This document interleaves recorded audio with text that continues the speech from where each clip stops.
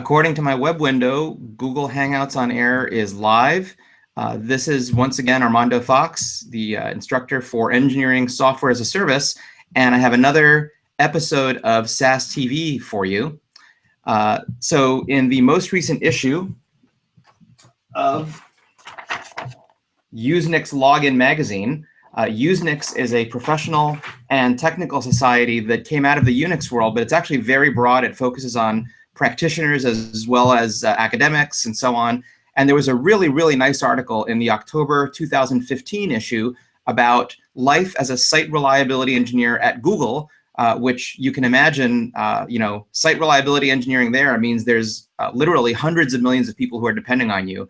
And the lead author on that article, Andrea Spadaccini from Google, was kind enough to agree to be interviewed and give us some insights on life as an SRE. So Andrea, can you briefly introduce yourself, tell us a little bit about what you do at Google and so on to set the context here? Sure. So hello, Armando. Hello, everyone. So my name is Andrea. I've been working at Google since 2012, where I am the manager for the SRE team that's responsible for mAaJ, that is the database that we use in Outdoors to keep all the statistics about ads. So it's part of the critical loop between what happens in our website and advertisers and publishers and so on. So yeah, that's what I'm doing right now. Previously, I've been working as, essentially in the same team, but we were doing more also log processing and so on. I was an intern in the Ganeti team. It's an open source software written by Google about managing clusters of virtual machines. And I'm from Italy, from Catania. Okay, great. Now, I encourage everybody, if you're interested in any aspect of site reliability engineering, you can go to usenix.org, and if you're a subscriber, you can get the full article. But I wanted to hit a few of the highlights because I learned a tremendous amount. I had always thought of site reliability engineers as this group of poor people who has to carry a pager, and at 3 a.m. in the morning, they could be woken up and have to rush to their computer and fix something. But I learned a lot from the article about Google's culture of SRE. And one of the most important things they mentioned was that the E in SRE is for engineering. And they have a particular view on how software engineering really is part of SRE. So can you tell us a little bit about that, Andrea? Yeah, sure. So carrying the pager is an important responsibility in Google. All the important services have SRE teams, and we are proud to be on call for those services. So the problem, or rather the blessing with Google, is that all these services are very big, they're huge. So they scale in lots of dimensions, including the geographical distribution of the service, or how many services we launch, or features, and so on. So the problem with traditional ops is that you have a problem, you react, you fix it maybe manually, and that's it. So if you run a small service, maybe you can do that. But as this scales, you cannot just throw bodies at this problem, right? So what we instead try to do, what we are aiming to do, is to solve operational problems with engineering. So by engineering, in this case, I mean writing software. Writing software can be either automation, so writing automation, monitoring, and so on, but this can also be improving the service itself. So we have actually a decent knowledge of the code base that we're responsible for, and that's how we help it scale, and we cooperate with developers, with design reviews, architecture reviews, deployments, and so on. So I think part of what you're saying is it's very important to work with the developers to design the software to be monitorable from a reliability perspective, and that part of what that allows you to do is to automate the handling of some of the reliability engineering-oriented tasks. Yeah, sure. Observability is fundamental. It's very important, and it's a big chunk actually of our work. We also are pushing a lot. You talk about automating this. We're also pushing a lot for standards internally. As you can imagine, we have hundreds of teams, hundreds of systems, and so on. So if we build common grounds that stem from production, from observing how production works, and we get developers to use these common bases or frameworks, our work is easier. We scale even more. Cool. Now, one of the things that I would, if I were a site reliability engineer, is I would dread, being on that night shift when you have to be awake from, midnight until 5 in the morning, because in an international environment, something could go wrong at any time. So the article had some interesting information about how Google handles this. Can you talk about that? Yeah, so what we prefer actually, if possible, is we organize the rotations we'd follow the sun teams. So we would have a team in, for example, in Mountain View and a team in Dublin. This is the setting that we have right now in my team, and this allows actually each SRE team to be on call during their daytime. This is better for so many reasons. First of all, when you're waking up at night, you're not at the best of your cognitive abilities. So you could actually do something that is harmful to production. You're not fresh. Also, if you have few night shifts in a row, this will lead to tiredness. So even what you do during the day is going to be impacted by of course, your levels of energy that will be lower than expected. So whenever we have a new SRE team, or of course this works for existing teams, we try to set them up in a distributed environment. So maybe we have teams in US and Europe, or Europe and Australia, and so on. So that's really cool that it sort of gives the company that's multinational a way to have engineers working during the day when they're freshest and allow them to cover nighttime in other time zones. That was a neat idea. Another thing that was in the article I thought was very interesting is when something does go wrong and it goes wrong in an unexpected way, the article talks about a blameless culture when you do the post-mortem. Can you talk a little bit about that, or maybe even, if it's permitted, give an example of what that would mean? So what that means, first of all, when something happens, it is an opportunity to learn. If we focus on who did the mistake, and then we punish people that make mistakes as a default action, we're not going to learn much from what went wrong, and we don't have much ground to improve our service on.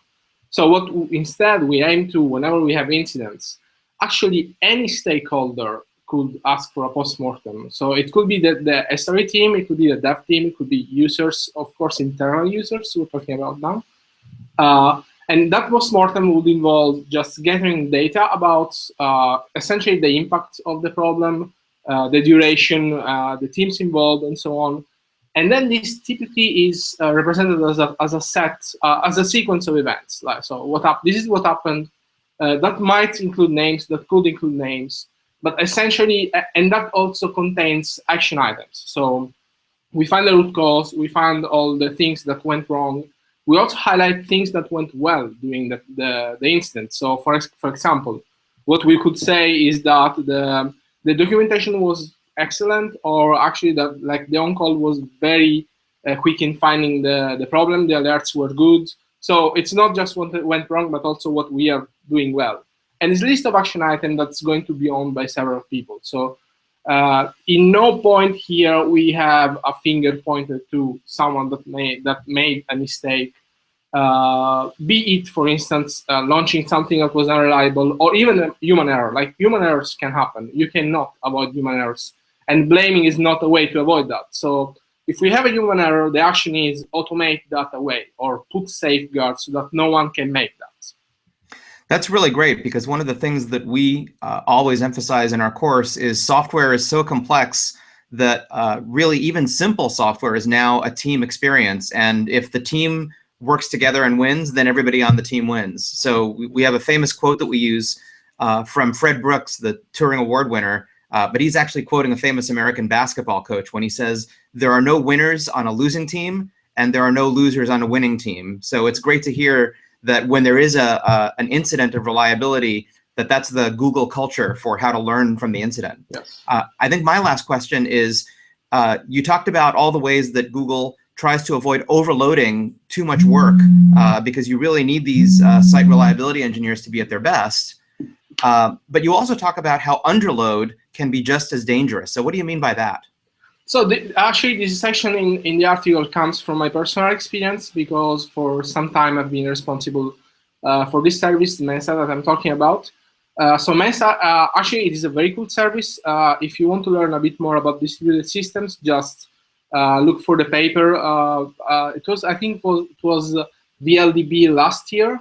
There's a paper about this system. It is awesome. If you're interested, you can search. So this service is distributed in six data centers. It is very well replicated. It has very reliable operations and so on. It's well provisioned. So I had the problem that this service was not paging enough. So whenever I was on call, maybe I had no pages for a few days. What happens? when I'm paged, I'm actually not used to this, right? So I might be out of touch. If I'm not paged, when I'm on call, I do other things. If there's nothing wrong with the service, I do my project work. We do lots of project work. So the risk here is that I don't have the appropriate reactions to this. The risk is that I don't remember well how the system works. I may be working on other parts. So one of the coolest things I've learned here in SRE is that is running Wheel of Misfortunes. So a Wheel of Misfortune is a scenario-based experience, debugging experience that you do with your team. So we all gather together in a room once every 2 weeks, and each member of the team can come up with a scenario. One of them will come up with a scenario, chooses a victim, and then we go through all the detailed troubleshooting operations for that scenario. And the key here is to get the appropriate level of detail, right? So if I say, okay, I will just check the QPS of this service. Okay, how do you do this? What's the dashboard? Do you remember? Let's go and check the dashboard, so on. So give the production feeling in a simulated environment so that the whole team can keep together the knowledge fresh and the reactions are calibrated. So it's really like running drills, right? It's like trying to in the hospital, they might do an earthquake drill to simulate, in a certain kind of natural disaster. What are all the procedures? How would we handle it? And you try to make it close to real life.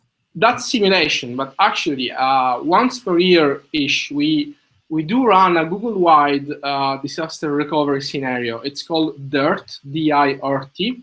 I think there was an article, I think maybe on Login or another similar magazine some time ago.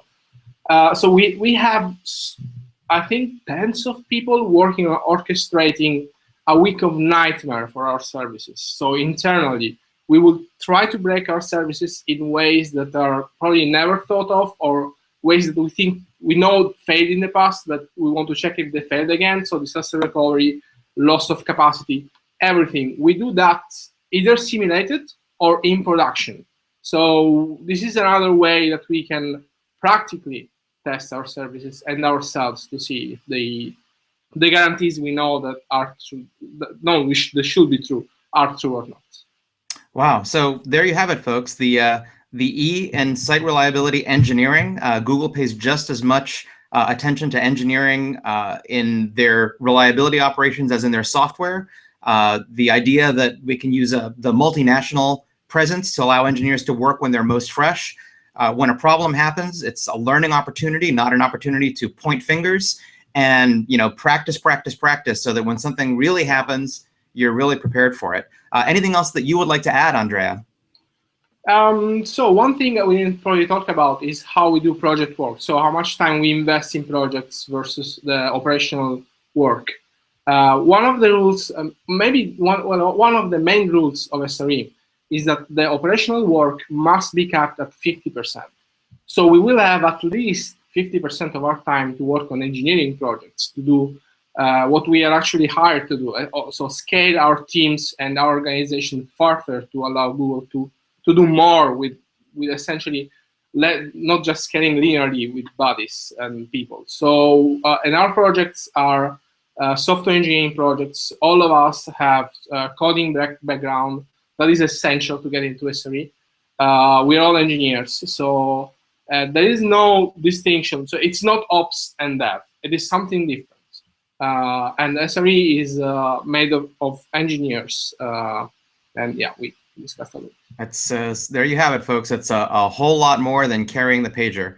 Andrea, I want to thank you very, very much for your time and also for writing the great article for Usenix Login. And thanks to everybody who is watching for continuing to learn more about real-world applications for engineering software as a service. Thank you, Armando. Bye-bye.